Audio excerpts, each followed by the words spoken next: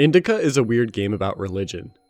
No one likes Indika, a young nun who seemingly can't do anything right in the eyes of her convent. Indika's spiritual work amounts to lots of trivial labor for the ungracious benefit of her fellow nuns. A voice in her head, one of the devil himself, makes it even harder for Indika to fit in. The devil is the perfect person to articulate the discontentment in Indika's new devout life. The contradictions, the hypocrisy, and most importantly, the humiliation. Humility and humiliation are similar words with two completely different meanings, both expressed perfectly in the game's opening. There's the Christian meaning of the word humility, to put others before their own. After you deliver a basket of food, you spend the next 8 real-time minutes getting water. Walking to the well, lowering the bucket, lifting the bucket, filling yours with water, and walking to the barrel to fill it up. You repeat those same steps 5 times. Which is where the humiliation comes in. For all of your hard work to be poured out in an instant. My primal shock reacting to this moment put me so far in Indika's shoes to empathize with her for the rest of the game. It's me and her against the world after that session of trauma bonding. After another Indika mishap, due to what I can only assume is the devil establishing the surreal tone for the rest of the game, Indika has been given the blessing to leave the convent to deliver a letter.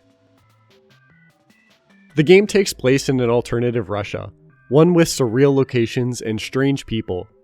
I'm happy this game leaves enough room to keep things light and even downright funny at times. The first few people you meet are, well, whatever the opposite of a crack shot is, Stepan, who hilariously keeps missing his shots, and a small group in the wreckage of a train derailment. His nobleness, listening to his favorite song as he goes down with his train. Soon after, Indika is saved by a man named Ilya, and more hijinks ensue. You return the favor and escape with Ilya. You learn he's a convict who has a grave wound on his arm that'll become fatal if left untreated. However, he's heard the voice of God on a predestined path of redemption. Seeking out the cadets, a religious artifact that heals infertility, insobriety, infidelity, and all other physical complications and afflictions of the soul. Given that Ilya falls into at least one of those categories, his path and found faith will bring him to a temple in his hometown of Spasov. Indika, with the possibility now open to remove some voices in her head, forgoes delivering the letter and joins Ilya. Small villages that dot Indika's path are either abandoned or close to it. The wooden houses offer little reprieve from the freezing conditions outdoors. Indika travels through the snowy landscape, with gameplay consisting mostly of environmental puzzles to clear roadblocks in your way.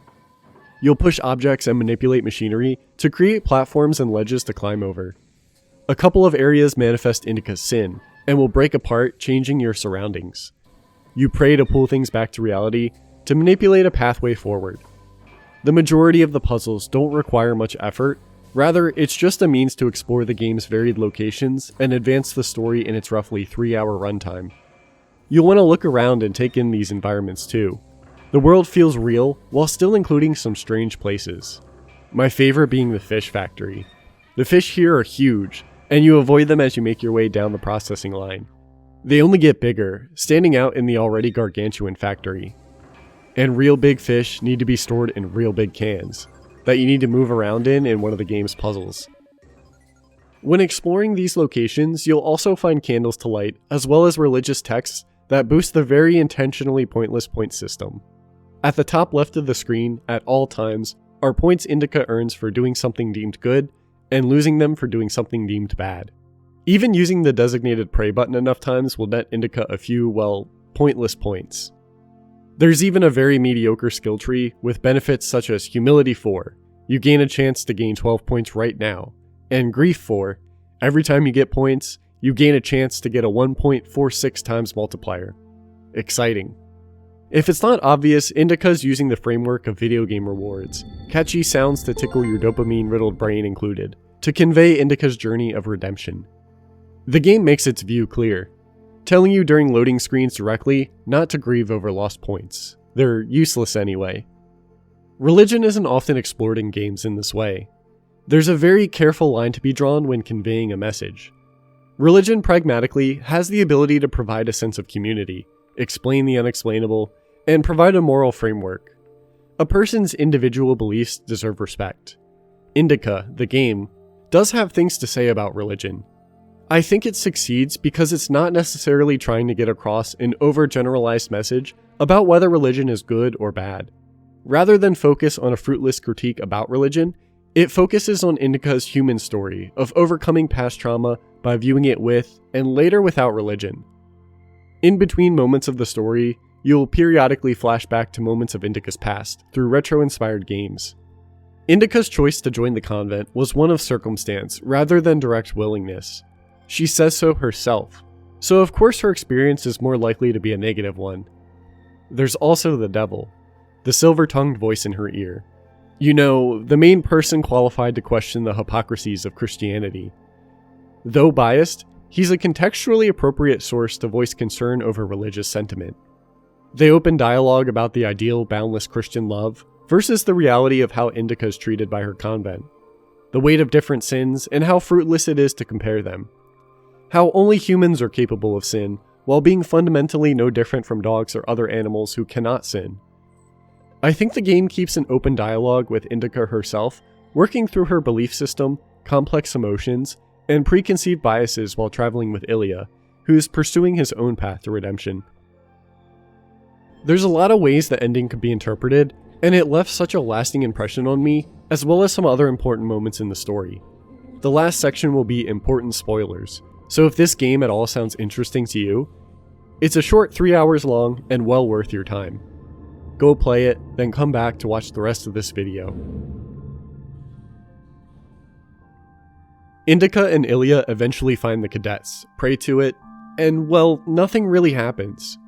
Ilya then steals the cadets, and Indika is accused of killing the priest when things escalate. In an effort of self-preservation, Indika gives herself up to sin, resulting in a long conversation with the devil, then makes her escape. She finds Ilya drunk and broken. She picks up the cadets at a pawn shop, and finally has her chance to pray to it. She gets all the points she'll ever want, and just for her to find it empty. Her rosary falls to the ground, and in silence, the only sound of ticking clocks fades to black.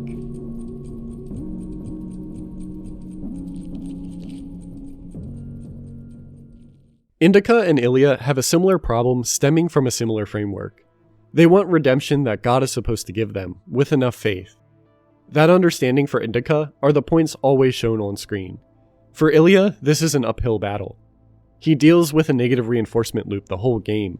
He says early on, God is happier to see one repent sinner than 100,000 righteous people. Every time he ignores his wounds, enduring more pain, it must have felt like his faith being challenged, which only motivates him to further follow God's plan. I didn't realize it at the time, so I was shocked to see Ilya get angry after finding his arm amputated. It saved his life, but went against God's path, which complicates things further when his beliefs are finally tested and he prays to the cadets, and nothing seemingly happens. I can't start to comprehend what thoughts were going through his head. His understanding of the world completely shattered, and he breaks down seeing him one final time drunk in the streets. Ilya is proof that the cadets doesn't work miracles, but Indika's proof that the meaning of their struggles came from within them. After Indika uses the cadets, the points at the top of the screen disappear along with her devilish reflection, to me symbolizing her perspective shifting away from a religious framework. The devil says near the end of the game, he only exists whilst Indika wishes for him to go away. You can't get rid of poverty and suffering, leaving only wealth and happiness. Leave me alone. Oh, I'd love to. But I will only disappear when you stop wanting me to. So when he does go away, that shows me a clear shift in perspective. That voice inside Indika is more of a self-reflective one of her own creation, voicing her own disappointment of being stuck in a perpetual cycle of gaining religious points. Why else would it take shape as the devil? Indika is now free of the voices, the points, and the humiliation when she comes to terms with things. Ilya, on the other hand, didn't have the same resolve, his mind breaking from his beliefs being tested. That final message to me is that growth and healing is internal. There are righteous messages you can find through religion, but do not turn away from those around you who are able to make a positive impact in your life. Indika relied on Ilya and grew because of it. Ilya, on the other hand, only built resentment toward Indika after she tried to help. Lastly, we're all human. Judging your actions solely on whether they are good or bad, without considering your past experiences or current circumstances, would be too idealistic. Everyone is trying to survive on this wild ride we call life. We can have more compassion for ourselves. Indika, the game, was a tasteful and entertaining conversation about religion with really charming characters. I've been thinking about it ever since I played it, so I'm excited at the opportunity to have more people play this game.